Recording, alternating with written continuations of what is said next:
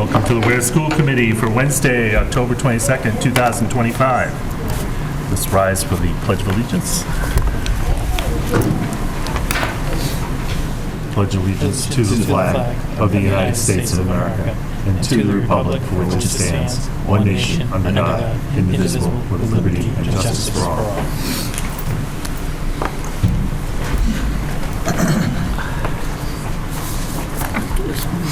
First up, approval of warrants and payroll for Wednesday, October 22nd, 2025. Do we have a motion? I move that we approve the warrants and payroll for October 22nd. Do we have a second? I'll second. All in favor? Aaron?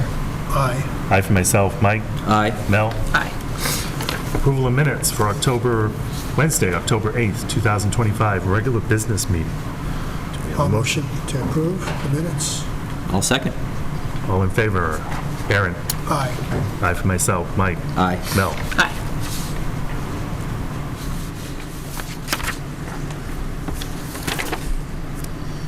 Do we have a student Do we representative? have a student rep? Yes. Oh, there Come she on is. up. Yeah, the mic's on.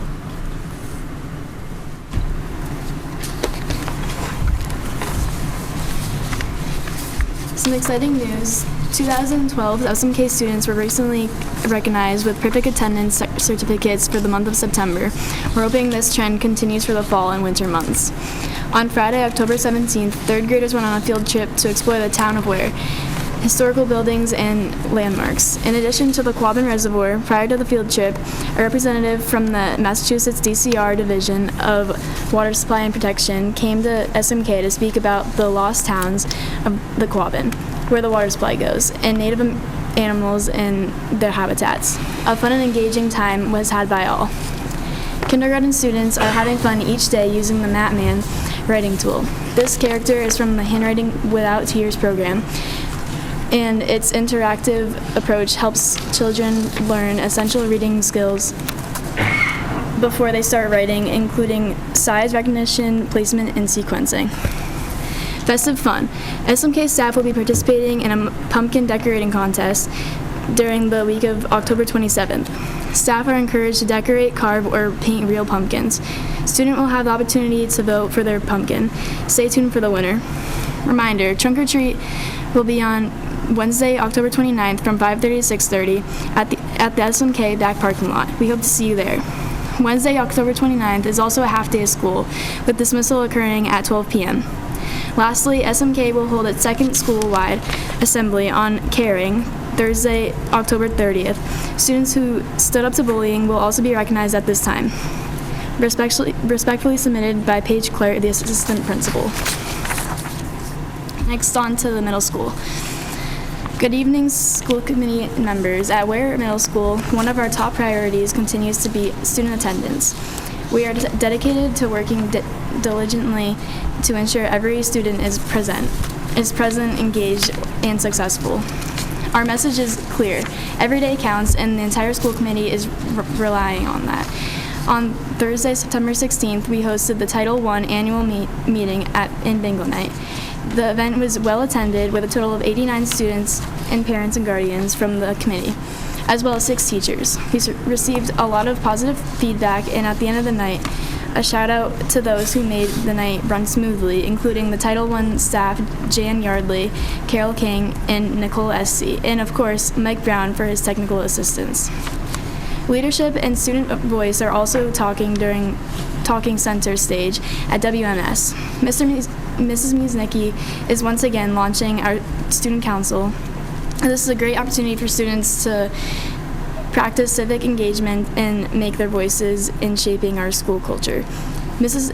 Musnicki held interviews with those who are interested, and students will hear by the end of the week if they are chosen to be on the 2025 to 2026 Student Leadership Council. This Friday, October 24th, the WMS PTO will hold our annual Monster Mash event from 6 to 8 p.m. There's a $5 entry fee. The PTO will have music, games, bake sale, costume contest, and a haunted locker room.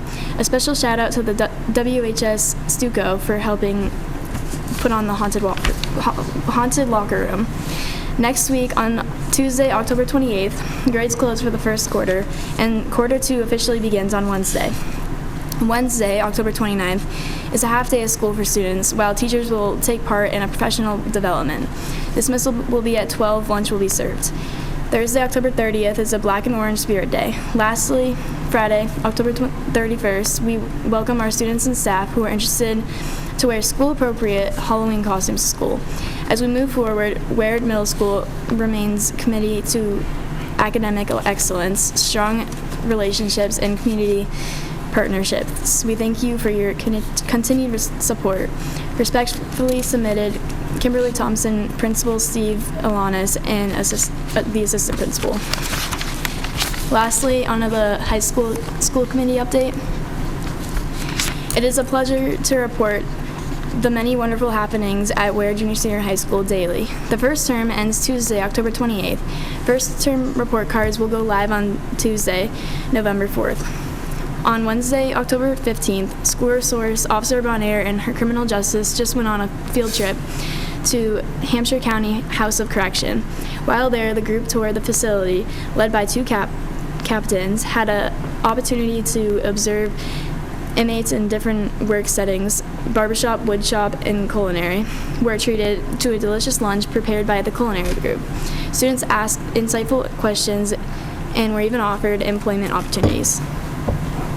This Thursday, October 23rd at 5:30 p.m., the school council will be meeting at the Ware Junior Senior High School Library. Topics will be discussed including school goals, priorities, and improvement plans. An update on school events will also be provided. It is our goal as administrative team to retain current members of the school council and welcome new members. Input and participation from families and the community are critical for our building's continued success. Each week, the guidance and administration team meet to case manage students' concerns, discuss attendance, and review procedures and protocols. Currently, we are in the process of updating the student success team protocols, reviewing 504 procedures, and working to implement best practices for reducing chronic absenteeism and tardiness. Mrs. Sears and Miss Perez have been actively interviewing for all opening positions in the building. All students deserve to have certified teachers in their classrooms to avoid leading gaps, promote high school expectations, and provide stability in both instruction and structure. Join us this Saturday, October 25th, for Haunted Hallways, sponsored by the senior class of 2025. Unhaunted Hallways for children up to age 9 from 6:30 to 7:30, and Haunted Hallways for ages 9 and up, 7:30 to 9:30 p.m. This week is also Spirit Week. Next coming week is Spirit Week. Monday, Green and White Day, School Spirit. Tuesday, Dynamic Duos and Terrific Trios. Wednesday, Frat Day, Annual Palmer Ware Senior Football and Cheer Banquet. Thursday, Decades Day in School Pep Rally Evening. Pep Rally Powder Puff Game, no bonfire per the fire marshal due to the drought conditions. And Friday, Halloween Costume Contest for grades 7 through 8. Saturday is the annual Palmer Ware game at 1 p.m. Homecoming dances grades 9 to 12 at 7:10 p.m. Registration is now open for winter sports. The deadline to register is November 21st, and the season begins on December 1st. The Ware Junior Senior High School administration and faculty are committed to providing a safe, health learning environment where all students feel welcome and have the opportunity to grow academically, socially, and emotionally. Respectfully submitted by Ms. Megan Sears and Ms. Ivy Paredes. Thank you. Thank you. Questions? Thank you. Thank you very much. Next, we have the budget update with Andy Paquette. Good evening. You have in your packets the update as of today, run the day before, I should say. But you'll notice the balance available has gone down, as I mentioned in the last month, but our plans for the major use of the revolving account still remains unchanged. Nothing really exciting to report, but I did add in the packet another update, a bar graph showing the status as of this report run, but also based on the discussion, there is a pie chart that does show the components of the FY26 budget. I did check the website. I apologize that what is posted on the website is the actual line item detail, but there is a summary page, and what I did was took the summary components and tried to make it into this pie chart. If this is too busy, I can consolidate No, some of them it's into the great. areas and stuff, but, you know, this is the visual depiction of the level service budget that was approved at town meeting and its components by the major categories of the salaries, by the cost centers, instructional expenses and other expenses, and special education tuition, some other components in what constitutes the FY26 budget. This is exactly what I was hoping for. Thank you very much. Special education tuitions, Yes. that would be Kids out of district. out of district? Correct. Okay. Now, transportation would fall under transportation for anybody going out of district for special needs. Say that again, sorry, I can't hear you over the fans.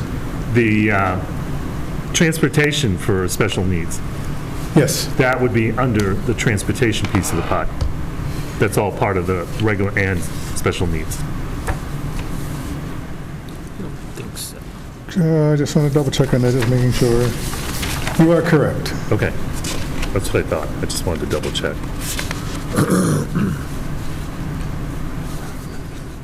And this also, just for clarification, is local budget only.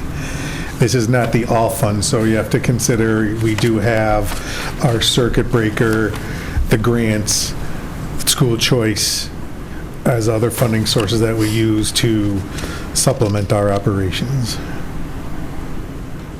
Now, in the bar graph, the fourth one over, not district, the one before that, after the high school.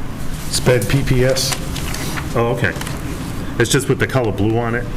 Right, that's It's kinda again hard to see. showing the blue is the available balance, so Right. this is again, in our narrative, as you remember, we charge everything to the local first, so that's why that will show as a negative, and then come end of the year, we'll do our year-end journal entry to move the expenses out of the local budget into the circuit breaker revolving account and the special education grants. The important one is the last one, district. That's the one that tells us where we are right now. Say that again, sorry. That's all right. The last one, the district, is the important one. The district, no, that's the district-wide. That would be things like superintendent's office, district-wide technology, business office, anything that is district-wide facility, not the building-based facility or custodians. Okay. Oh, it's not net. It's not the net. Correct, correct. Okay. It is another cost center. So we have the three schools, special education district-wide expenses, and then the district-wide expenses of district-wide administration, district-wide instructional services. That would be things like the curriculum department that we have for those expenses that we have in the budget, district-wide maintenance.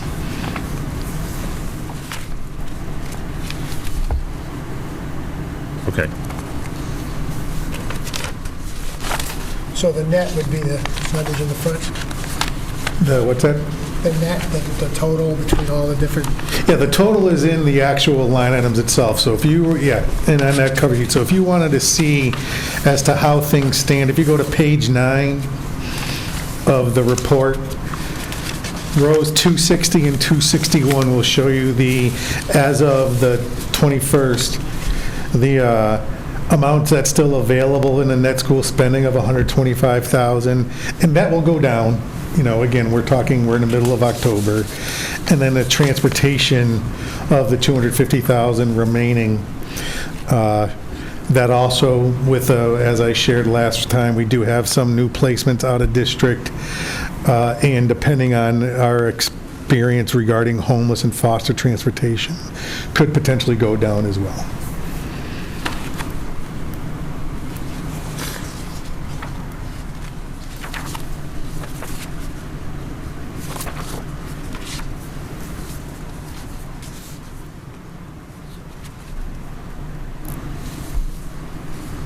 other questions?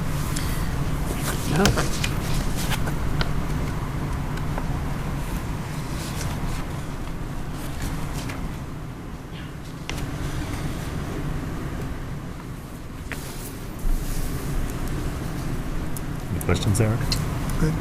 Okay, we're good. Thank you very much. Thank you. Report from the superintendent. Yes, good evening, everybody. Good evening, guests here on television. Some updates from my office. I've met with all of our principals and directors for their annual goals and setting up their evaluations for the school year. The principals evaluate all of their teachers and staff, including their assistant principals. So that's, and this is all through, we use something called TeachPoint, which is a software very commonly used across the Commonwealth. And we'll continue to do that. The ventilator project at WMS did not get completed this prior weekend. We had a communication glitch, and so that's been resolved, and so it'll be resolved this coming weekend. So it was supposed to be done last weekend. We do still have a vacancy in our computer science teaching position here at the high school. We do have the full-time media specialist also here at the high school, and so we're continuing to look for a candidate for that. I will tell you that we also have a couple of upcoming leaves in our special education department, both one planned, one we did not plan for, and there are, what we're going to try to do is to reach out to a private company that does placement for special educators. Happens to be their best area. The challenge is they're very expensive, but we need to have teachers in these positions, and if they're successful in finding us, it's not a guarantee they will find us somebody, but they do nationally, and so they can certainly help us in that regard, and they're proactive in terms of trying to make placements, because that's obviously how they make their money. I'm sorry, there are special ed headhunters? That's their primary department, but they actually do all teaching positions. Yeah, they've been around for quite a number of years. What is it called? What's that? What's the company called? This particular company is called Soliant. Soliant. And I've used them previously in other districts. They're generally pretty good. They're usually pretty good to find somebody, but again, they're very expensive, so that's something we feel we're at that level where we need to fill these positions, and we're going to have to do that. If we're successful with these two special ed positions, one's a short-term placement and one's a long-term placement, we will look at the computer science especially. We have a quasi workaround right now with our library, so that's functioning, and many thanks to our existing staff here within the district to help out with that, but the computer science is a more difficult position to fill because of the expertise needed to do that. So we'll update you on that when that's happening. The town meeting is still, I think, happening on the 17th. I'm not 100% sure about that. I did attend a Capitol meeting on Monday. We were supposed to have a warrant article on that night for that meeting to be approved for the chillers in here, and because of they did not get their free cash certified as of yet, they have asked us, they've moved a lot of their capital to a January meeting date yet to be announced. So that'll be happening then. A team and I will be attending an AI workshop sponsored by our collaborative, CES, so that we can learn and develop an AI policy. That's the specific purpose of our portion of the agenda of that meeting, of that workshop. And hopefully we'll learn more about what should be in place. It's an effort also by the state to be looking at this, so there may be something coming out at the state level for AI policy, but certainly we have nothing yet, and I think we should. It's here. Kids are using it. Teachers, I think, are using it, and so we should be guiding them and making sure that everybody is playing on the same field for that to be successful. I was perusing the MASC website and just was reminded that the MASC holds their annual joint workshop with MASS in November. It's down in Hyannis.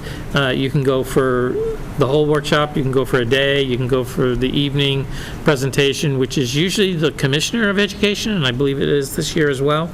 And so I don't know if you've typically gone as a group or a team, or how you've done that, but certainly it's valuable to be with your peers for any amount of time so that you can learn. I'm sure you just went to the Chart the Course. Yes. I'm sure you found that valuable. So I can facilitate you getting registered and so forth and set you up for that. Unfortunately, it's a Wednesday, Thursday, Friday. It is, yes. Yeah. And we've gone in the past, quite a few years ago, I think someone did go for a day. Yeah. A couple times. But yeah, Wednesday, Thursday, Friday, which makes it difficult. Yeah. No, I totally agree. I don't know how they... Even if it is Hyannis, it Yes, still makes it yeah. difficult. The schools, as it was mentioned in the student report, all the schools have set their school council meetings for the year, and this high school I'll be attending as well. We'll be having theirs this Thursday. And again, as it was mentioned, but due to current fire conditions, we will not be having our bonfire this year. And our activities will be on Thursday evening, not Friday evening. But Saturday is the game. So that'll be happening. And also they mentioned the Title I night. It was very busy, I was told. And so I'm glad so many people came, because it's a great way for our parents and kids and teachers to just get to know what the curriculum looks like, what it looks like to play educational games. So I know you were there. Yep. I think I applaud everybody's attention to planning that and making that happen for our district. And I just, a reminder, I should have put this on here, we do have an early release for October 29th. Please check your child's school's calendar for dismissal time, pickups, bus schedules, and so forth. There's also, related to that, the bridge is closed, I think officially, like 9 to 5 on the 29th and 30th, I think, are the two dates. I put that on my calendar. So we will not have an issue for the arrival. The bus company has talked to the construction crew, so we will be fine in getting our kids into school on time and with no problems. But obviously, since it's early dismissal or on the 29th and then the 30th as well, dismissal will be at normal time. There will be some delay for two buses. I think it's 10 and 4, especially. So parents on 10 and 4 should be mindful of that. Should we send an email out for that? We will, Just as a when we get a little closer, but it was in the s'more. Newsletter? Yes. Yeah. Yeah, it was in ours. Yes. So they've been very good about communicating with us. I have a quick question about the annual goals. So when I went to the Chart the Course, I learned about like this little pyramid and how like everything builds. Yes, I wrote it down. And it's supposed to all be based on the strategic plan. So like the strategic plan, and then it works up from there. So I know that a few meetings you've mentioned like trying to solidify the strategic plan. So like, where are we with all that? So we're not changing any of the goals. Your plan is what you adopted, that's not changing. And the Okay. principal's goals are, they've chosen specific points of the 6 to work on with emphasis. They'll work on all of them, but 2 or 3 of them are going to be their priorities within their school, depending on where they are at relative to those. Okay, Yes. great. Yeah. Can we send that back out to us? What's that? The course, strategic sure. plan? Yeah. Because it's been a while. Yeah. Just a question on the computer science positions. What do you think is the reason? Are we just not getting candidates, or we are getting them and they're not qualified? Or? We have had very minimal number of candidates apply. I think that I don't have a very good reason. Most of the candidates that have applied have not been licensed, and even when we've reached out to them to come for an interview, they haven't responded. So either they recognize that they don't have it. So, we go off of School Spring, and we do use Indeed. And I think some people who are on those sites sort of blast out their resumes until something hits. And when they realize that something that may have come back and said, we'd like to bring you in for an interview, they realize they're really not the right candidate, and they just ignore the callback. So I think that's a big part of it.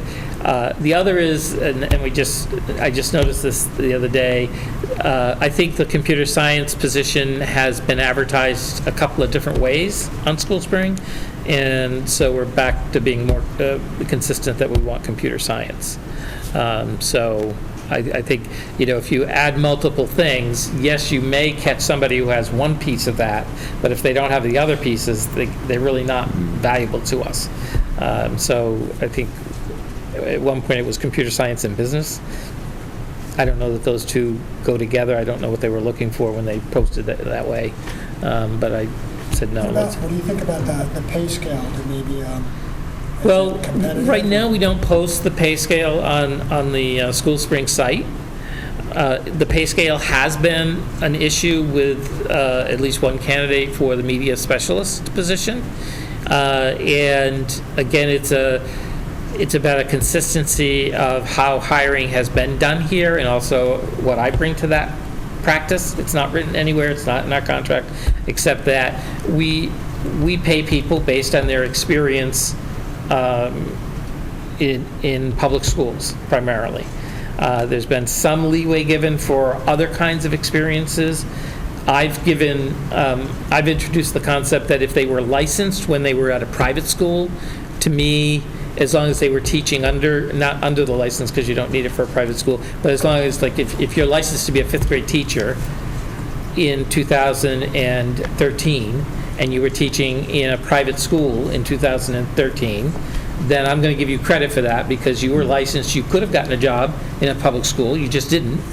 So to me, you were qualified, so I shouldn't discount that. You did teach at fifth grade. So I count that. But if you are, we can't count substitute time, we can't count para time. Even if they were licensed, we can't count that. Because again, a para does so many different things. It's hard to be able to say that experience contributed to them being able to teach computer science, for example. I will entertain the notion if a computer science engineer comes and says, I just got my license, 2 years ago, but I've been in the field, I'm probably going to entertain giving them some credit for the years in the field, because it's only fair and we need them. So.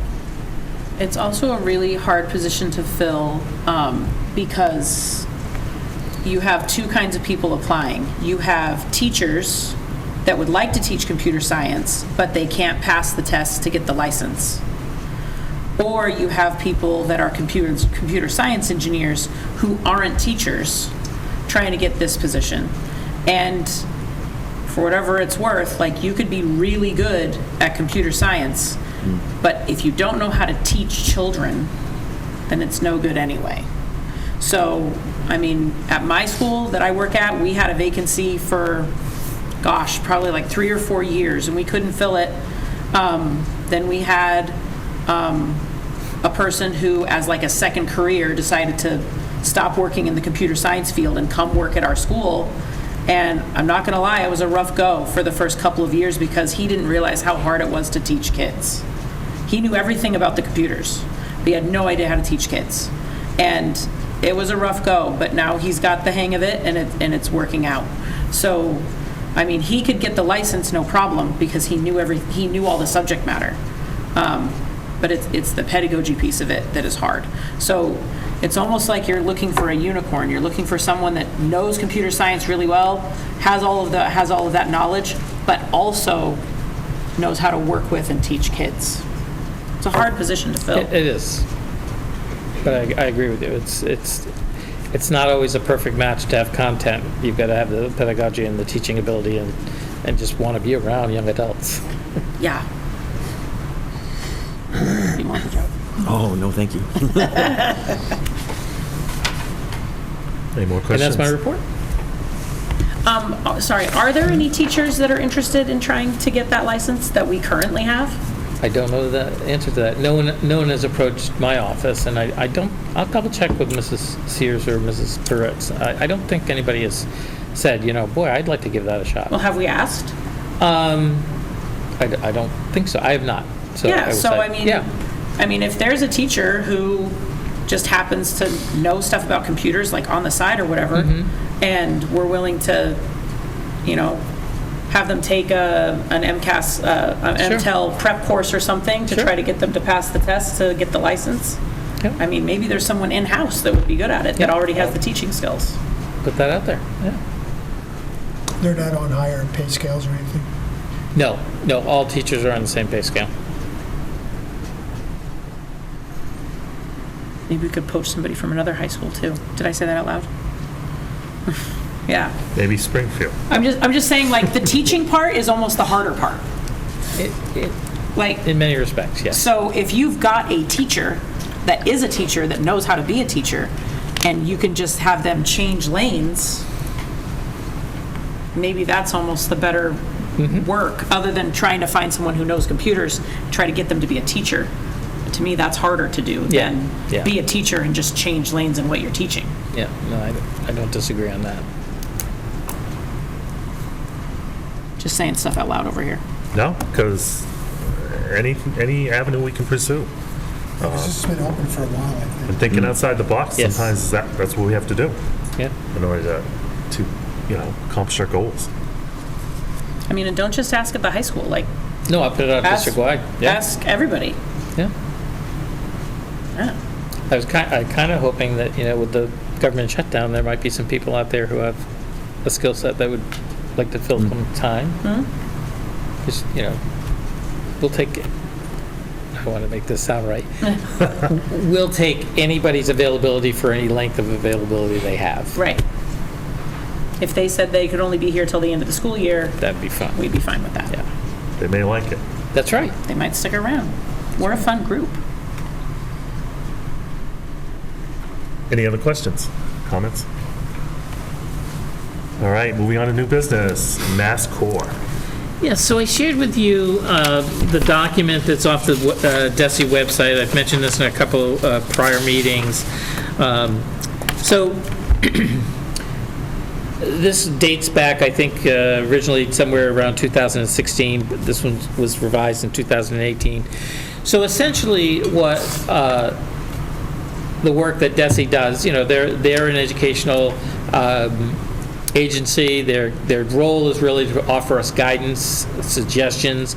They have the experts that they hire to look at our standards, and obviously they have the time to do the background and research on the frameworks to know what best ways there are out there collectively to get kids to the point of graduation. And really the emphasis of this was, at this time, was to really sort of make a departure, I think, as I remember the time frame of this, to make a departure that not everybody's going to college. People might need to go to technical school. People might want to be an entrepreneur and go a different way. People might want to go into the services. But there is a general understanding that there is a common body of knowledge, understandings, and abilities that allow you to participate in our society, U.S. and global. Agreed. So this really is a blueprint for high schools, mostly, school districts, but high schools, to pay attention to as they build their course of studies for graduation. Their emphasis was, if you follow this, in roughly the same time frame and same amount of coursework and credit hours, because everybody does credit hours slightly different. Some have, each course is worth 1 credit, some have 4 credits, some 3, whatever. That part doesn't matter. But what does matter is that they have the number of classes that would cover the standards in such a way that would allow students to be able to, again, participate in a pluralistic society. So what I'm recommending, and for whatever reason, there's no history of this being a conversation here in our high school or in our district as a whole. And so what I'm proposing is that as we are building our course of studies for next year, that we pay attention to this. And part of that would be helpful if the school committee adopted this as guidance. It wouldn't be a policy. You could write your resolution or your vote to be, this is his guidance, that we're going to follow the Mass Core DESE guidance, because that way make it global, because it would, I am sure this is going to change over time, so you don't want to limit yourself to this number of course offerings and so forth. But that gives us, essentially puts us on the same level playing field with other school districts, because as I've asked around, the majority of school systems have adopted Mass Core. So this is not something that's like just for the faint of heart, or just a few East Coast school districts. The majority of the Commonwealth has adopted Mass Core as their, again, their guidance for developing their course of studies for this. And what we need to do, and we've started a little bit, is to look at this and what would it mean in reference to staffing here. Would it mean that we'd have to add staff? I've looked at it. I don't think that we would need to add staff. We may have to ask a staff member or 2 or 3 to teach out of their licensure for a period, which is allowed by DESE, just so that we could offer a certain number of courses to get the right number of kids through those courses in the 4 years that they're in high school. So, that's something that, again, a lot of high schools need to do that in order to make their course of studies work. So if we adopted this, we'd be able to add certain classes or subjects, we'd be able to offer them in addition to what we do now, or in replacement, or how does that affect like the whole the challenge you're trying to do, like with our blocks and all that stuff? Yeah, so I think that the scheduling is certainly one thing, but the scheduling doesn't impair us from offering Mass Core. I mean, we'd be able to do it with the current schedule as it currently stands for the high school piece of things. I'll get the most obvious example is foreign language here. So, for example, we don't require foreign language at all in our high school. We don't require it to graduate. This document suggests that you at least have 2 years, because 2 years is the general requirement for getting into a 2 or 4 year college. And I can say from my own personal experience with my son, they also want that for a 2-year technical school as well. So many of our kids, I guess I would frame it, many of our kids do to the 2 years. Some are able to do the 4 years offerings that we do offer. But the majority of our kids, we don't offer enough sections for kids to be able to get into, to have reasonable sized class sizes and things like that. So that was going to be my question about that, because I know for a fact that some kids don't take a foreign language at the high school. So if we required 2 credits of the same language in a foreign language, do we have the staff and hours in the day to offer that to every student? So this would probably be an area we would have to add at least 1 staff member to be able to do it.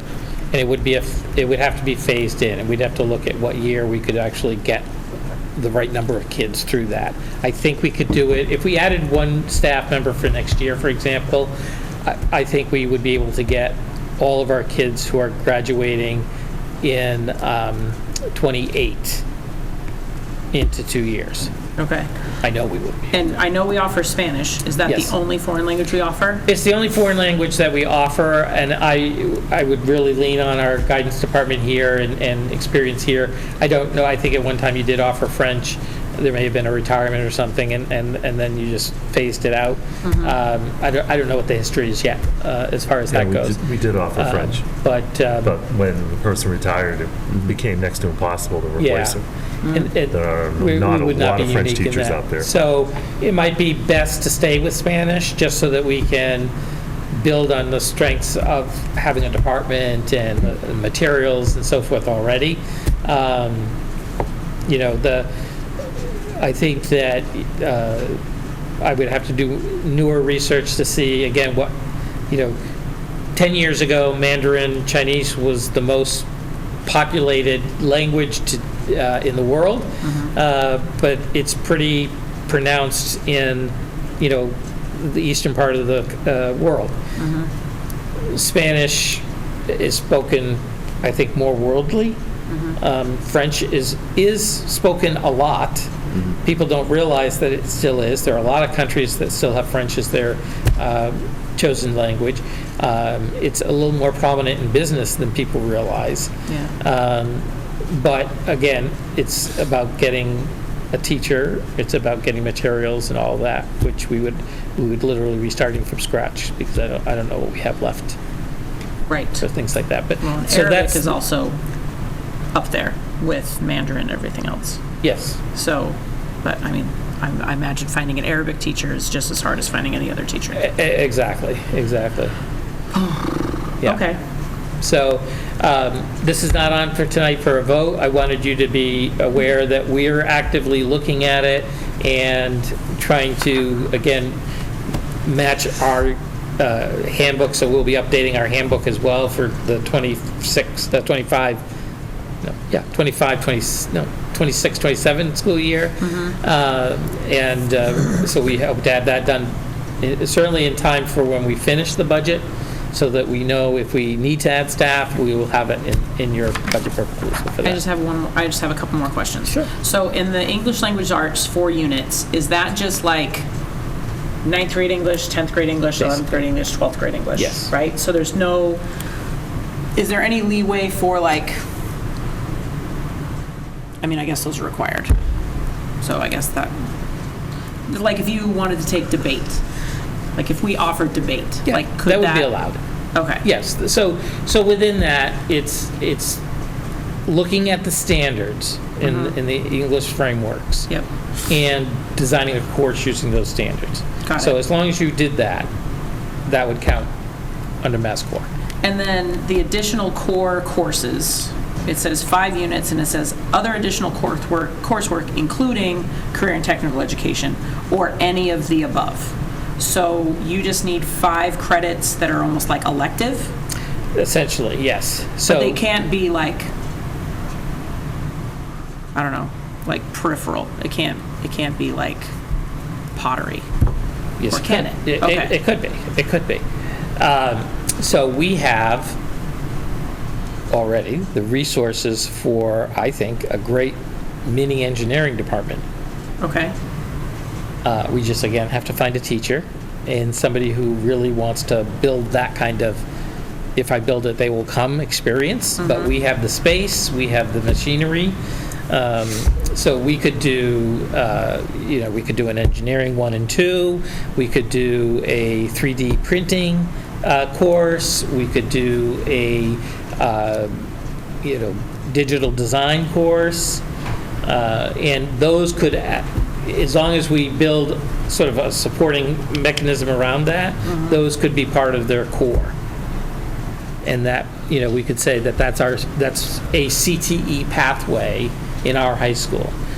We have a CNA course right now, but we could add to that maybe medical transcriptionists, as a course. We could add maybe a medical billing course that, again, we add a pathway for people to train in that interest area.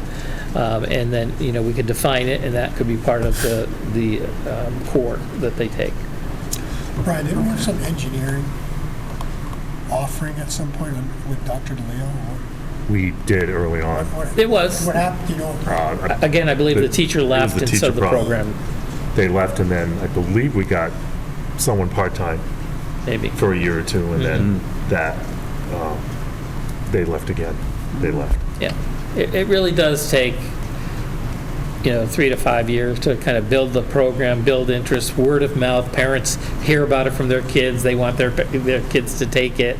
But, in my very humble opinion, the only way we're going to keep our kids from leaving us, either through school choice or to Pathfinder, and Pathfinder is an excellent option, and so is homeschooling, but we shouldn't be losing kids for school choice. Right. We should be able to offer a very quality-oriented program that kids could say, I got a great education. And I just met with the department heads, and they were going through all the kids that they know who have gone to Harvard, who are at Yale, who are at Villanova, and so that's great. Those are great examples. We've got to capitalize on that and advertise that and really make people aware that our kids are capable and they can have those choices, and we make those options available. They can also go to these technical 2-year programs and be very successful plumbers and carpenters and welders and so forth. It seems to like a lot of these programs seem to be tied to our retention issues. So obviously a program is only going to last as long as staff is willing to stay with the school. So is there an option for contracting some of this work? Yes, I think we could explore that a bit. Obviously, that would be a conversation with our association here, because it would be seen as sort of supplanting teaching positions. With the union, yes. Yeah. That starts in January, so right. it's a good time to It's a good time to have that bringing it up. conversation, absolutely. So with Pathfinder expanding into the Cold Spring School in Palmer, I know they're planning on adding some more programs. So once those are published and known, I feel like we need to have a serious conversation about filling any gaps that maybe, because you don't want to compete with Pathfinder apples to apples. Right. They offer a plumbing program. We don't want to offer a plumbing program. Correct. Like, we're not going to outcompete a well-established and well-run organization like they have. Exactly. And it's my understanding that it is that it is very well established and very well run, and great for them. Good job, Pathfinder. But what I'm saying is that once we know what they're offering, both in their original program and their expanded program, I feel like we could really fill some gaps. And I feel like we could become more competitive for, students, draw students in by offering something exciting, something that they can't get somewhere else. We also might want to look into kind of like the early college niche. And I don't know what it takes to become like an official early college school. I know there's one in Springfield, Discovery High School, and I know that the football team that we played, Athol, is also an early college school. And I don't know what it takes to be called an early college school, but I feel like it would be kind of counter to what Pathfinder's offering, right? So they're offering all these career technical education things that we don't want to compete with. So what if we offered, some things like what you're saying, like medical billing and things like that, but if we also really strengthened our partnerships with some colleges in the area, and maybe we could up the numbers of students that are graduating high school with an associate's degree, that launches them into that. Now they've only got to pay for 2 years of college because they've gotten 2 years for free here. I feel like, Athol's all the way on the other side of the Quabbin, right? Like to the north of us. Yes. So we're not competing with them. Right. And I don't think there's anything else in this area that would qualify as something like that. So I'm just throwing out an idea here that I feel like could make us stand out, if you will, or offer something unique that isn't being offered locally. Yep. I don't know, I just feel like we have such a community that is so invested in our school that if we really, put our muscle behind something, we could make something really special and really great here. Absolutely. So, And we already That's do another have piece. some, although limited options for Yeah. kids to do dual enrollment. So and I know our geography doesn't lend itself well it's a little to... bit part of it, but Yeah. again, I think with virtual classes and things like that, we just, power through stuff like that. Yeah, I mean, I was looking into the program at Athol, and they organize trips to, I think it's Fitchburg State College, Yeah. where they go and take a class there and eat in the cafeteria and see what it's like. I don't know, I just feel like it would be pretty cool if we could get a partnership. I know we work with HCC. Yes, we do. I don't know if we could get in with, Springfield College or something like that, where we could, get our kids on a bus and see the college. If we get real serious about it, we could expand with HCC since they were We already could, partnering with absolutely. us. Yeah, and Yeah. I feel like We if we agree. if we put that out there and say, hey, everybody, some people aren't going to college because of debt.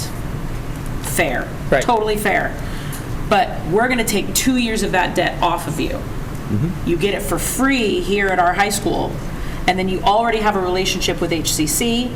You could go there and continue, And it's free there. and it's free there. You can go to a traditional four-year college like UMass or something like that, and you've got 2 years off. Instead of having 4 years worth of debt, now you have half of that amount.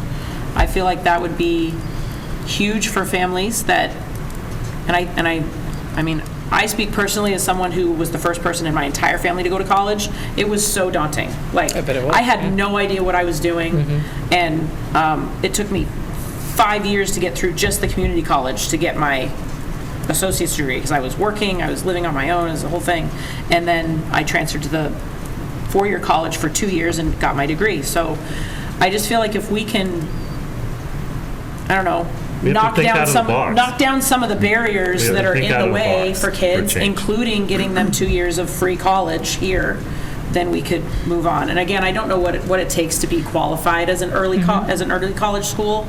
I don't know if there's a process or whatever. But I just feel like that would kind of make us stand out and be like, okay, so here we are part of Pathfinder, and Pathfinder is great and awesome, but we fully recognize that it's not for everyone. So we want to offer something different to say, if you are interested in college, we can really give you a big push in that Right. way. Yeah.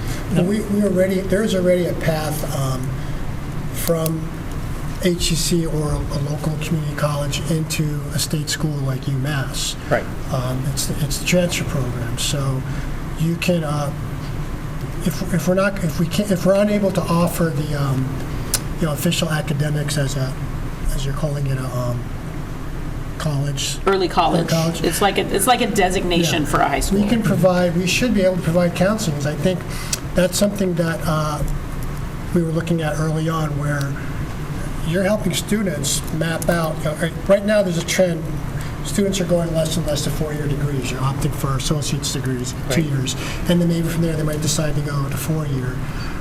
So that's not a competing market with the trade schools. So there's clearly a niche there where we can get students into HCC or some equivalent, like we can expand on the program. And from there, they can actually work towards nursing degrees. Any of these, they do have an engineering program there. So we can actually plant the seeds now so that they can succeed there. And then from there, they would need to get guidance, and they can get it. Maybe we can help them as to what courses will transfer over to UMass. I know from direct-hand experience, putting 5 kids, 6 currently right now, through that system, I think it's getting a lot more attention now because the demographics are changing.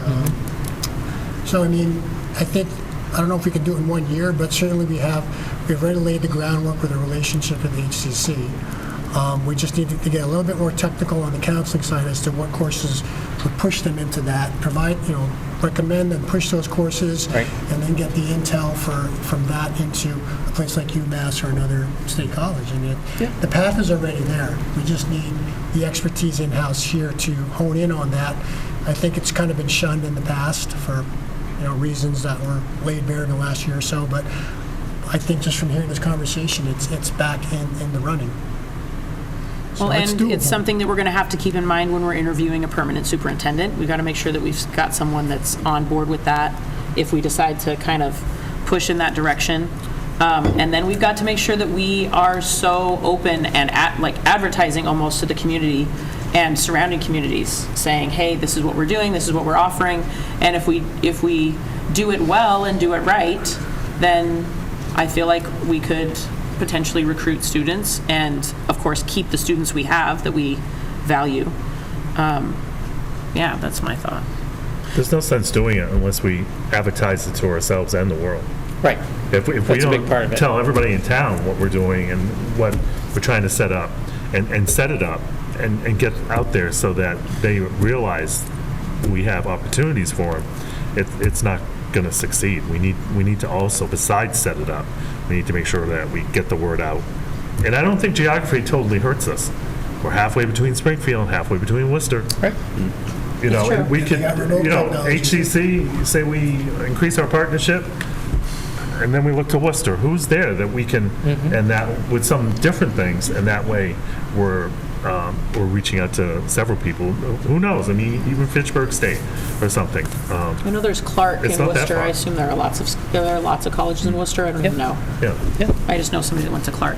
One last note on the world languages. My sister is an ASL interpreter, and that is a great career for people that enjoy Huge. ASL. So that is another option we might want to consider.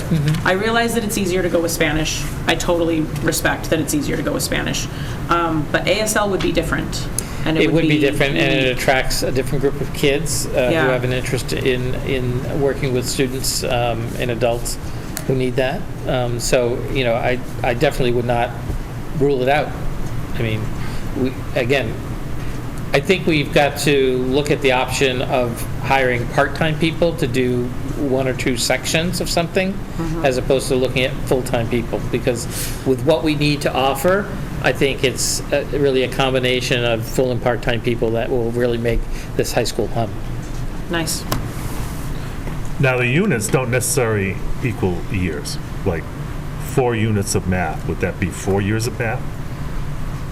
Yes. You The have way to take a this is math class every proposed, year. yes. Okay. The way our schedule works, you could do 4 units in 2 years, because a half a year here is a full year, Okay. full year of course.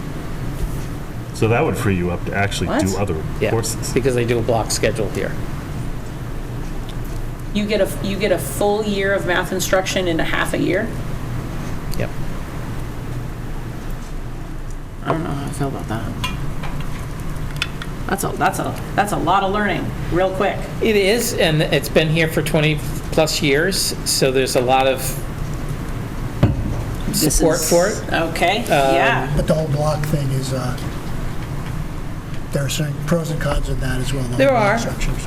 There are. There definitely is. I mean, as a teacher, I would have loved a block schedule as a middle school teacher, or a high school teacher. I get it.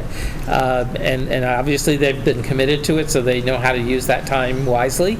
But as an administrator, I look at it, and there's a lot of, we can't use staff as flexibly in a block schedule, and especially when you're running 2 schools, essentially, within a school.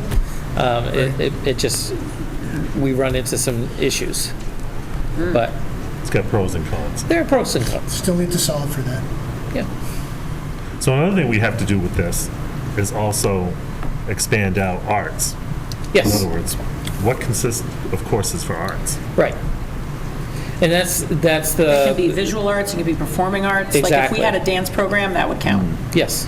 So that's what a handbook does, right? So what we need to do is identify what courses we could offer, and they could be in different sections, right? So you could have maybe a computer section, and you could be doing digital arts, could be under the computer science piece, but it could also be in the arts section. So we need to have people who know the subject matter and the frameworks well, so they could see how the courses could be designed, and then we need to build a handbook that supports that. And then we need people to teach it. Yes. That's easy. Oh, that's, yeah. That's probably the hardest piece of the puzzle. That is But absolutely at the least hardest piece if of we the have most of the puzzle, then we just only have to concentrate on that. Right. We have to build up what we want to do. That's Right. basically what we're doing. What do we want to do? What do we want to offer? Where do we want to go? What's Well, the and it's, future? as I said it before, like, there might be people in this building that are teaching something that they enjoy teaching. Like, let's say they're a math teacher, but like, they would love to teach debate. And if we like said to the staff as a whole, like, if you love, if the thing you're teaching is your dream, great, good for you. But if you're teaching something that you like to teach, but if we said, you know what, we're opening up all these other programs and you can teach any of these, like, which one would you jump on? Like, are you qualified to teach dance? Awesome. Like, let's have a dance class. I don't know. There might be this untapped pool of talent within this building to offer unique things, because it's a lot easier to find an ELA teacher, a generic ELA teacher. It's a lot easier to find one of those than a dance teacher. So if we have someone in our building that is interested in teaching something more unique like that, then let's use that, because it's easier to fill their normal position than a more unique one. That's all I'm saying, is, I mean, we might have a building full of talented people that want to do, creative stuff. And we just haven't given them the opportunity. Do we also need to explore more virtual as far as? I think that's got to be an For option. some of the things that are either difficult or there is an interest, but there's not an interest that would, I think, to your point when you said part-time, there's not an interest for a full-time. Right. But would virtual help us with, say, maybe Chinese? Yeah.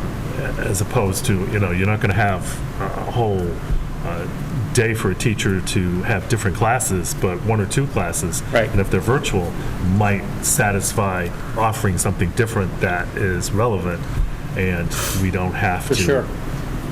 And we do have virtual high schools, so we have, a mechanism to look for different options for kids. Lots to think about. Exciting time. It's a start, and it's a good start. It's And I a mean, start honestly, we have to have. and we have this really important opportunity where everyone in the town is looking for something fresh and new and a restart. And when Mr. Wood's time is done with us and we have a new superintendent, this is the perfect opportunity to, for lack of a better term, rebrand our school as this really cool place where awesome learning happens, and not just a place where kids show up and exist and then go home. And if we're going to commit, and we will commit to change, to your point, no offense, when we search for a new superintendent, we have to have someone who buys into this and is not just going to look at it and say, oh, well. Yeah, whatever direction we Yeah. decide to go in. If we decide to really push the early college stuff. Because that's the way we're going, and that's what we want some person to be able to continue and to carry us through this. Right.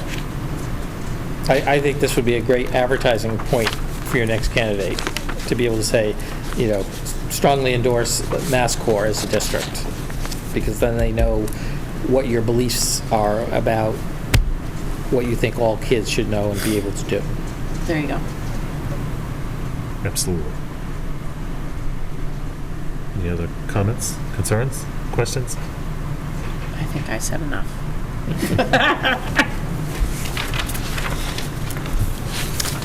Kid Stop rental agreement. Yes, this is something that fell off people's radar. So when I met with the organizers of our Kids Stop program through BHN, they asked for us to readdress this. And so we've been going back and forth. This is not, so This is, the foundation of this is the existing lease that had, the date expired, I was looking for the word, expired 2 years ago, maybe 3 years ago. So this is not foreign to them. We've shared this with them. They gave back their ideas and questions about different things, and we incorporated it as best we can. So they have not signed off on this completely, although, again, we've gone back and forth and updated it with as many of their pieces that we agreed to. It is going back to January of 2024 because there's some time that they did not pay for their use of the space, and they did use it. So I'm asking for that money. This essentially would be a one-year lease to the end of 2025. So it's not urgent, but it would be nice to get it done before then. And then we would be back in January with the same lease essentially for the next period of time. I should probably ask this of Adam, just to be sure. I think for space, it's best to have a year-to-year lease, because I don't know how space right now at SMK is pretty tight. And so while we're able to do this now, I wouldn't want to commit you to a multi-year lease and find us needing that space and having to go back to them and say, we absolutely need to break it. So I think for now, a year-to-year lease makes the most sense for us to protect our space needs and so forth. So again, it's what you've had. I think the only thing that they have pushed for that we have said no to is under B on the first page. They would like to be able to come in as early as 9 a.m. They do have a dedicated space, but it's literally in the middle of our 2 preschool classrooms. And so it would be very awkward if we needed that space for something that, and people were there doing planning or meetings or whatever and so forth. So we've pushed back and said no. I think that's the bigger issue for them.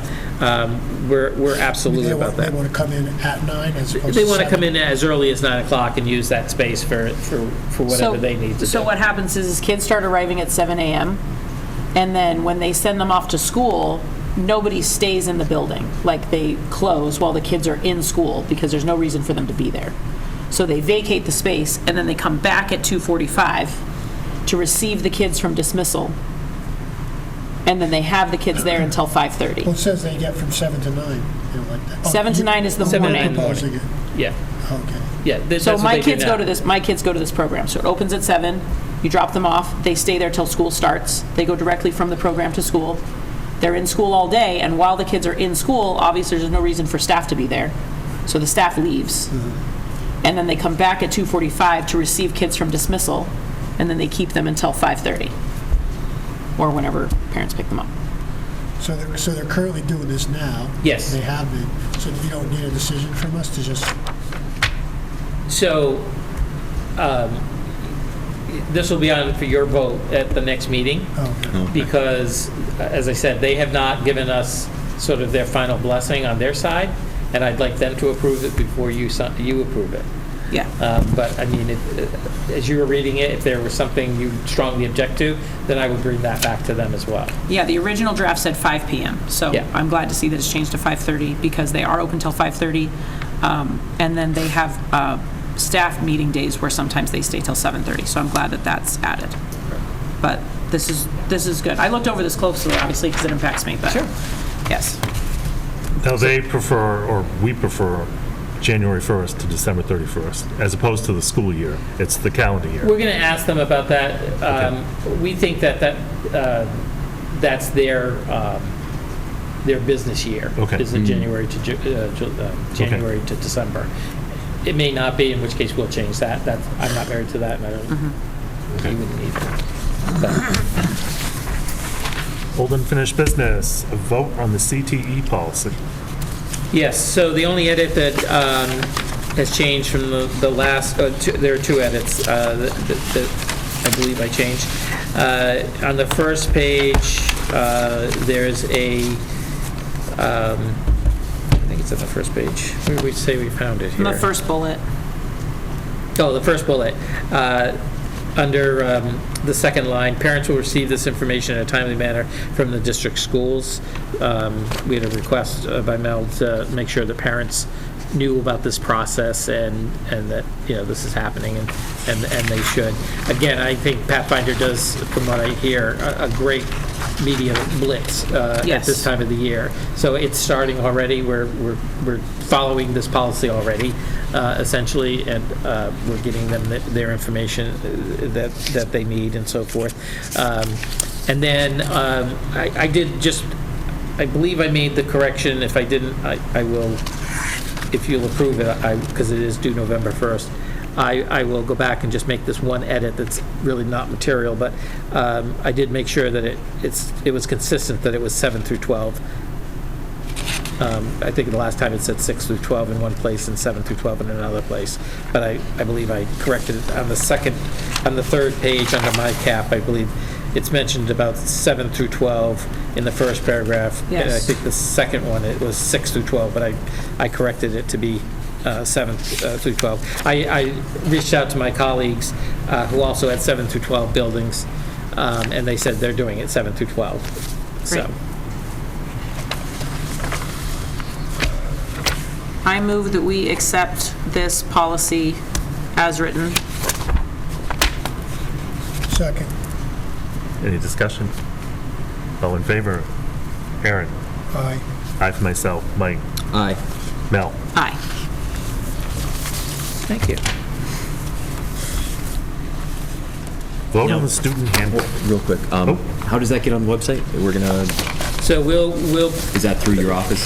to our office, Okay. we go through MSC, but I'm gonna Yeah. send it to the state, and Okay. they actually have to approve it first. Gotcha, no problem. For this Thank you. particular policy. Just for clarification. Yeah. Thank you, Yeah. thank you. Yes, we just learned that, how to update our MASC book, because it's through them. We actually pay Right. for this service.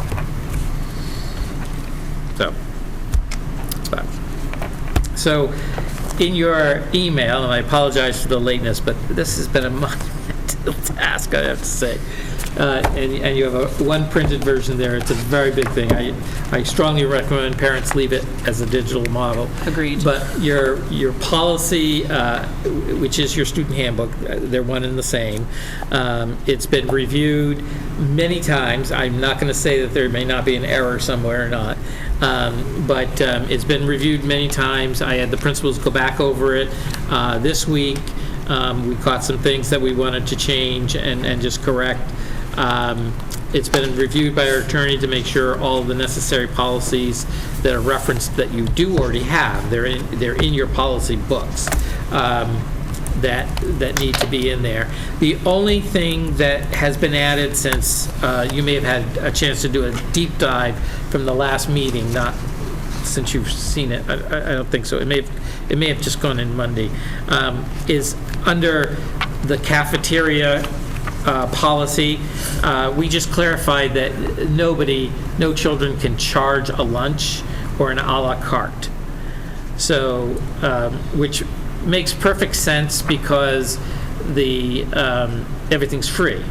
But there, I guess, have been some situations where it's been asked that they allow kids to charge the second lunch or maybe a second a la carte item, but we really aren't set up to take money, especially at the middle school and the high school. At the elementary school, we're not really here either, but they have money available for the adults to buy lunches, but it's not through a cash register or a POS system, so they're really just not set up to do it.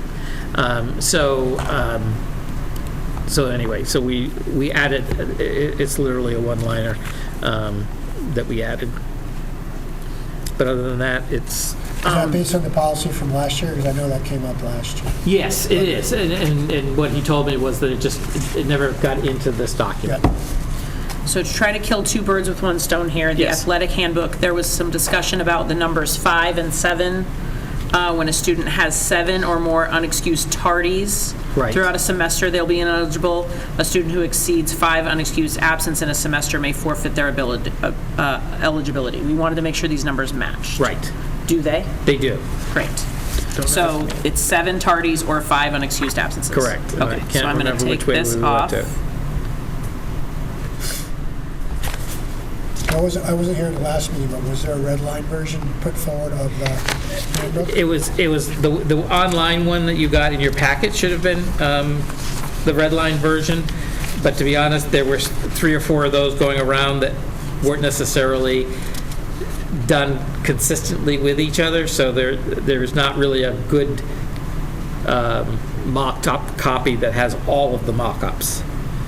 It got kind of in different hands before we figured out that it had to be in a shared document. Oh, gosh. So, And then there's a sentence that says, "The attendance review committee shall review each student case to determine recommendations to the principal as per the student handbook." Is Yes. that addressed in the student handbook? yes. Great, so I'm going to take that off. Is there one single Word document that has it? Because I know, So there's not one document that has all the changes. is there an Well, I original- take that back. There should be an original that, like, before anybody started looking at it. Yes. So you can actually, or Mike Brown could actually take that if you wanted to, and then do a compare right within Word to see the differences, and then it'll redline. Okay, I'll ask him to do If- that. I think our last version, the one that we printed for tonight, I think that has the majority of changes marked up. Yeah, I didn't think I seen it because I scanned that before. So, Did you guys see it on the, was it red line? I didn't see any, so I couldn't tell the difference, but I thought it was because I wasn't here. I only So- saw the PDF. but I can ask. It's up to you, I just think Yeah. that you might run into some issues down the, if, you know, Yeah, I'll ask him if he knows how to do that. So I read through as much as I could of this handbook, Yes. and I sent you my concerns, and I'm just going to echo them here. Yep. That this handbook reads like Oh, something yes. you would sign before you go skydiving, and not guidance for students and families as to our procedures and expectations of them. It is not an accessible document. So as I said in my email to Mr. Wood, like, if the purpose of this document is to cover the district legally, mission accomplished. It is very much a litigious waiver, essentially, that will cover the district legally.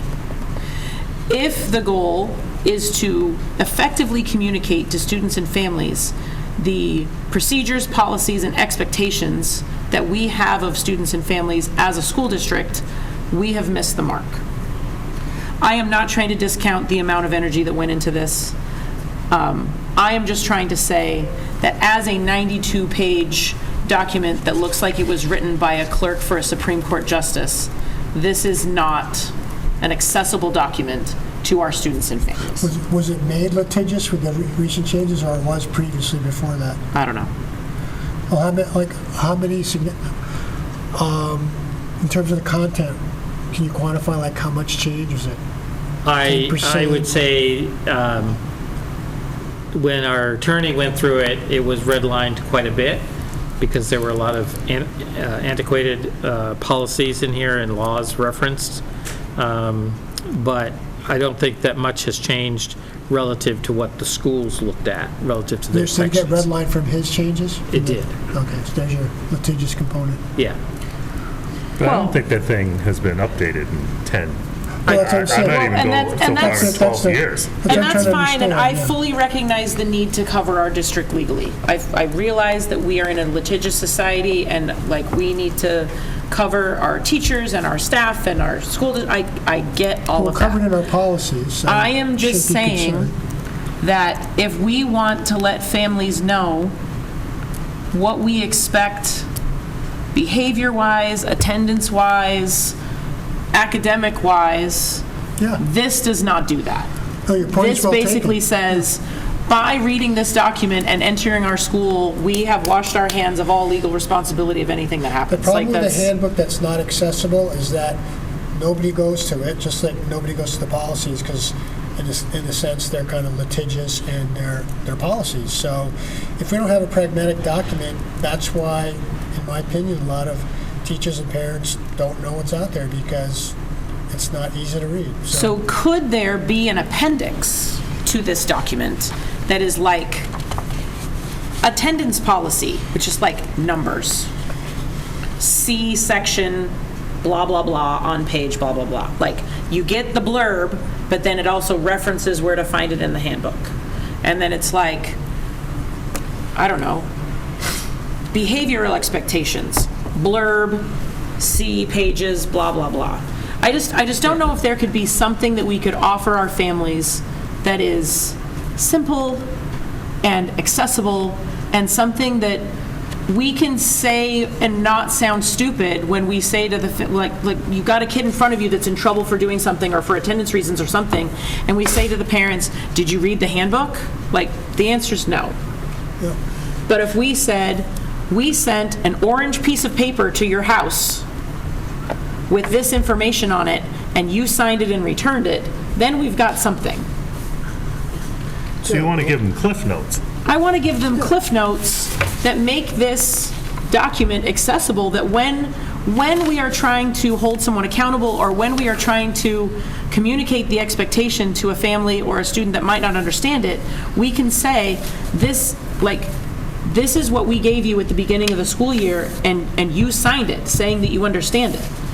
Like, we could send this out to everyone and say, okay, sign that you read it. No one's going to read it.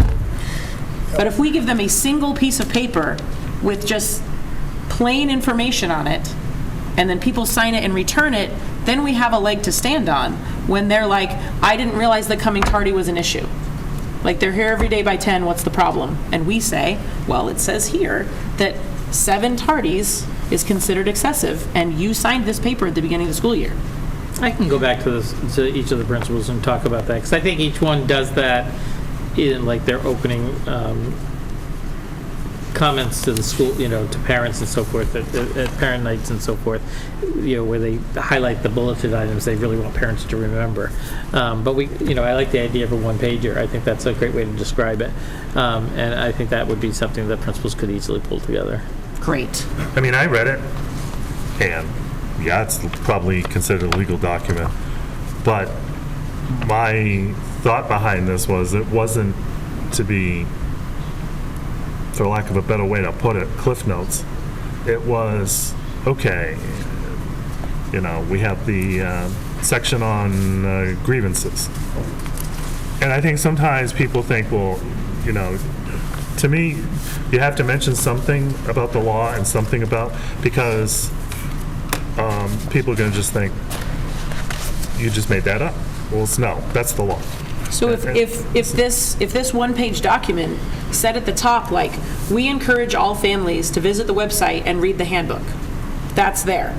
Then the bullet about attendance references the page in the handbook, and the bullet about whatever references the handbook, so that... But isn't that like a table of contents at that point? I mean, if that's what you want to call it, that's fine. I'm just trying to get at the idea that we need to realize that this is not an accessible document. It's a necessary document, but it's not accessible. So anything we can do to make it accessible to our families so that we can actually use this document, not just check off a box that we did it, like actually use this document as a way to provide guidance and structure to say, I don't know, somehow we sent it to them and they agreed to it. And then we say, like, at the beginning of the school year, you signed this paper that understands that 7 tardies is not acceptable, and yet you're sending your kid to school every day at 11 o'clock. I don't think what you're asking is a big ask, because we're an educational institution right now. We just talked about soliciting skill sets to volunteer for Mass Corps. What we're asking folks to do, I think what you're asking to do is, if there's anybody in the district that can assist with taking, I wouldn't say this is rocket science, I wouldn't say it's science, taking something that's kind of complex and breaking it down for students to understand. I mean, isn't that what teachers do? Yeah. We should, yeah, so I think that's all we're asking is that, I think we've survived with this all along, but I know for a fact that folks don't really know or understand a lot of our policy, and my guess is it's because it's not accessible. First of all, it used to be in a binder, so we put it online on our website, and then we'd have discipline issues. Nobody would know where the policies are on the website. They weren't promoted. Then we pushed them out to MASC, which, you know, you got to be able to find it. You know, you got to put some effort into it. But when you find it, it's not the easiest thing to navigate. So, you know, like when we have complex laws that come out, they get these one flyers that try to explain it to the general population, put it in simpler terms. That's what we really need for this. And you can still keep this the way it is, but maybe there's a front end to it that, you know, to what Mel's speaking about, that makes it simpler so that, you know, Mary, Joe, and Katie can read it, and you know, they can discuss with their parents, and they're not getting lost in this quagmire of, you know, political, you know, policy language. And I think, you know, you would agree that, you know, Yeah. we should be able to find that and get that, you know. But I still think there's a place for the details. Oh, there's Yeah, absolutely a I place think for we the need details. Because when someone says, you know, if you say there are health requirements in order to come to school, Oh, for sure. you're not going to list all the health requirements if you're trying to do Cliff Note type. Right, right. But you need to know, they need to know that these are the requirements and this has to be done and this is what is expected. You need the details. Yeah. Yes. We should still That is a publish that. necessary document. Right. Yes. That needs to be accessible, that needs to be available to everyone. This is a very necessary document. I'm just saying that in order to make it more accessible, we should make a very simple table of contents, Cliff Notes, whatever you want to call it, that we can make sure we hit the highlights. And like, you don't have to repeat the whole bullying policy, but like maybe on it, it says, we have a bullying policy that we take very seriously. Please see page blah, blah, blah in the handbook, period. Well, if that's all we're going to say, then we're basically just expanding the table of contents with, say, a definition. Fine. As long as it's one Useful. page that parents can see and we can say, like, we sent this to you and you signed it and you sent it back. So we are now holding you accountable to this. One page may be tough, but several pages probably is doable. I think we can do it in one, maybe a double-sided page. I think that's it. You make it any longer than that, people are Do not you going to want look to at it. make it by school or do you want to make it district-wide? You District-wide. can't do it both because then you start getting into a lot Well, of no, pages. because like the bullying policy is the same in It's all three district-wide. schools. And like the attendance policy is the same in all three schools. Like, I'm not talking about getting into nitty-gritties. I'm talking about hitting the highlights and getting it done. Where they find certain things. Yeah, and the principals know what they've referenced over and over again with Exactly. families. Exactly. They can pull out the highlights, and then we can approve it from there. And I feel like it would be, I think it would show the community that we want to communicate effectively with you, and we expect that back.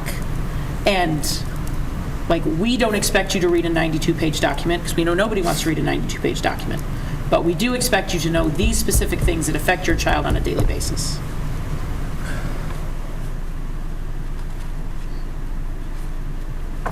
Okay. That is all.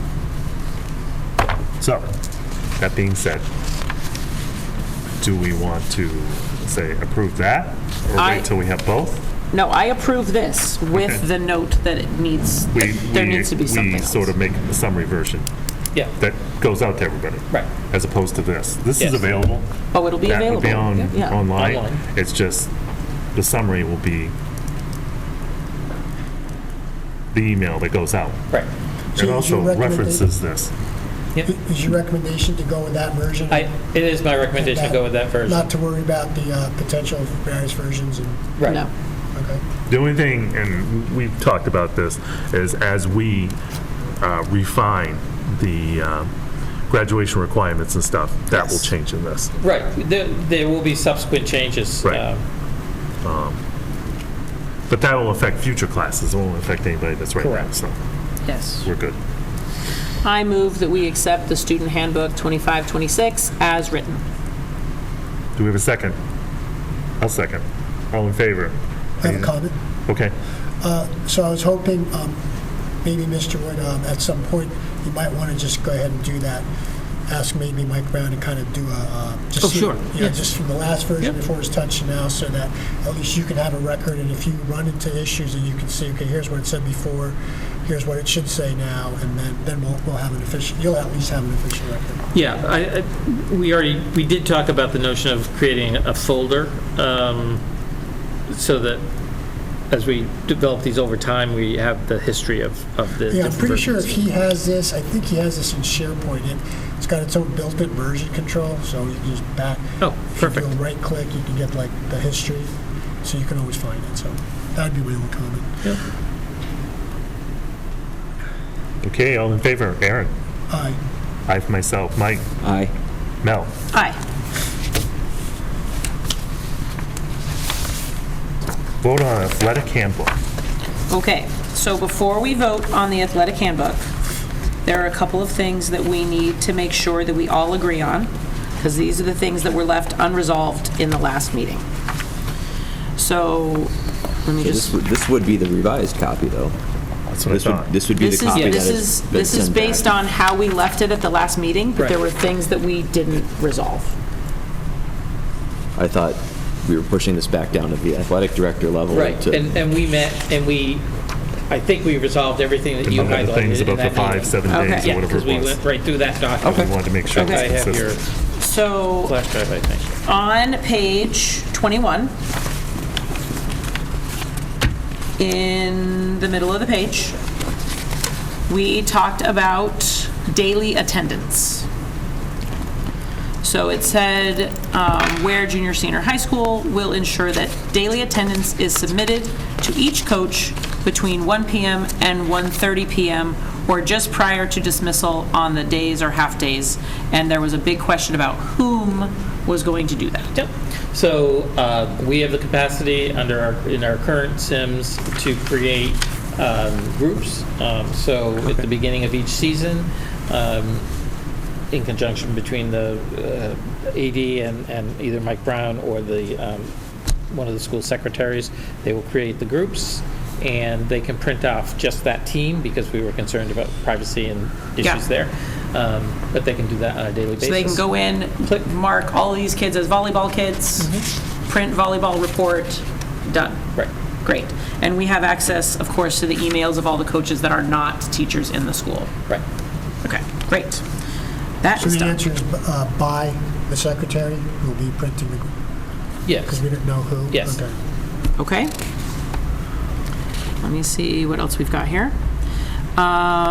There was also the question, I don't know if it's in here, I haven't looked yet. Hang on, I'm getting there, give me just a sec.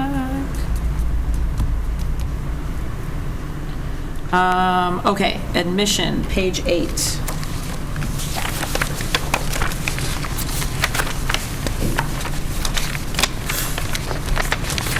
Let me see what it says in here. In the middle of the page, the bold stuff, it says, current in-season student athletes with up-to-date user fees paid and WPS employees receive free admission to all regular season events. That is not unchanged. We added the sentence, season/year passes will be offered to individual family members of student athletes for home games. Is that like to be determined, like? He said that he currently offers those now. Oh, Yeah, that's right. Awesome. great. So, Check. And just above that, it looks like in the final draft has a 12-game pass for the cost of 10 games. So right. it's at a discounted rate if you're. There you go. I will just tell you that, and I will own this, I did ask our attorney, because there is an ethics rule and conflict of interest for any public employee to get a gift worth of $50 or more. That's right. So he's going to look into whether or not this constitutes a gift. And Okay. I had not gotten back to him, and he's not gotten back to me. So I will, if that needs to change, we'll take care of that. Great. I think that's fair. But I believe in it, and I Yeah, I didn't think want to we've take been it out. doing it for, What's that? Long we've been time. doing it for as long as I can remember, so. Well, All right. again, if you don't Catching ask the up. question, you don't get the answer, and so it happens, right? So, All right, so then the next thing that we just need to make sure that we are all on the same page with is the reasons. Oh, back to that same page, sorry, page 21.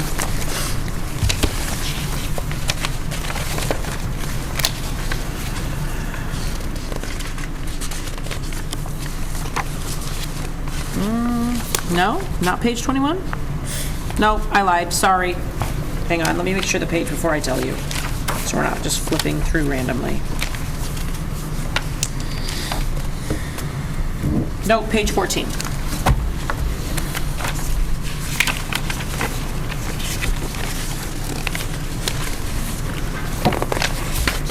So we left in, for the reasons that are numbered, we left in medical appointments verified by physician's note. We left in attendance at wake or funeral. We took out family emergency because we felt that was way too subjective.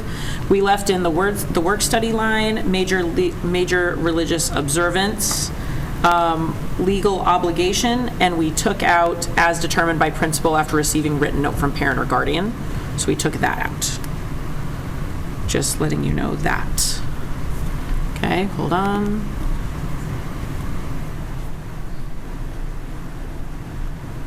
Let me just make sure I don't have anything else here. That's the games. Okay.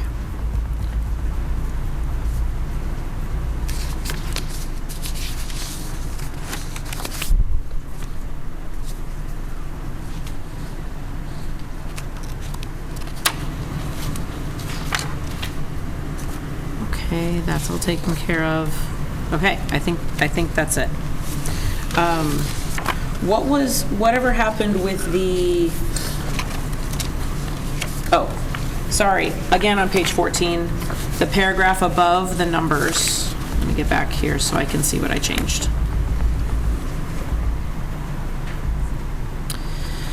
Okay, so there was talk about like half a day coming, like leaving by 11:30 or 1.75 hours, like it was very antiquated. So we just changed it to student athletes are expected to be on time for school and present for the entire day in order to participate with athletics. If the event is a non-school day, the student athlete must be present on the day prior to the event. Excused absences include, and then we went through that list. So that is another change I want to make everybody aware of. Other than that, I am all set. great. I move that we accept the athletics handbook as written. Do we have a second? Second. Got a Any question. discussion? Yeah. Is there something in here about students at away games and getting rides home from parents or something? Yeah, we talked about that. Yes. I think it's under transportation. It is, yes, we did talk about that. Where is that? We 23. said no.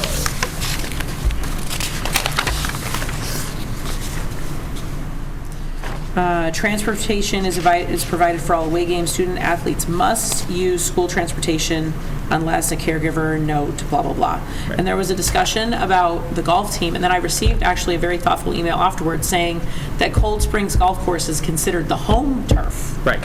for the golf team. So that's why transportation is not provided, is because it's the home field. That is right. Which then negates them from this policy because it's not an away game.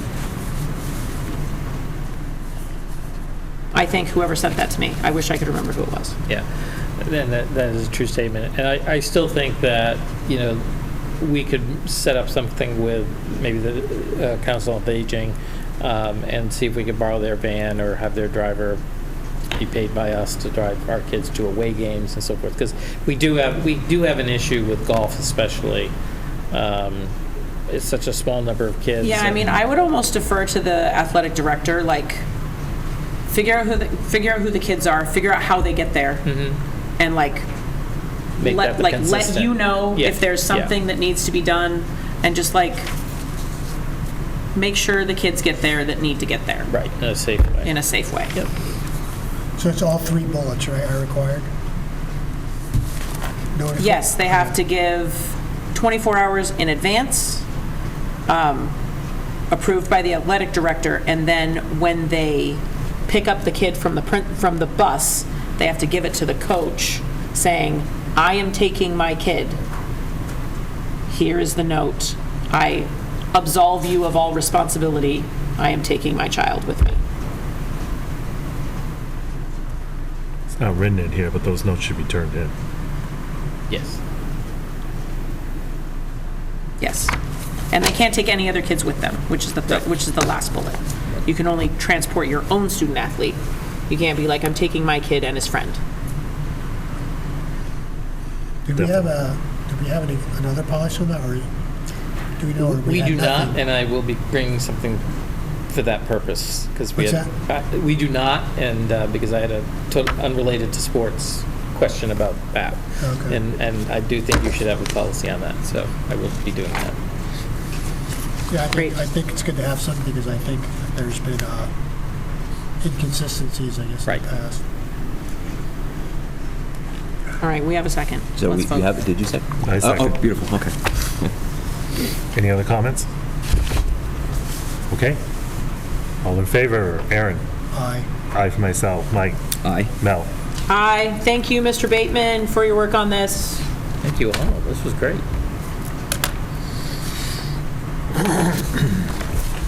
Comments and concerns of citizens. Mel, Moving on is this to yours? subcommittee discussion, there's none. Communications, Mel. there's none. What Is happened? this yours? No, I borrowed that from Mike Brown. Oh, okay. That's his. All right, I will show you. Other business, the only thing I want to mention is the next two meetings are scheduled for November 5th and 19th of November, and also December 3rd and December 17th. All at 6:30? Yes, and we're following here, and we're following the, basically what was sent to us about warrants. So that's why those 3rd and dates. 17th. They're all Wednesdays, and yes, 6:30. Great. That being said, I'll make a motion to adjourn, if there's nothing else, at 8:15. Do we have a second? Second. All in favor? Aaron? Aye. Aye for myself. Mike? Aye. Mel? Hi. We are adjourned.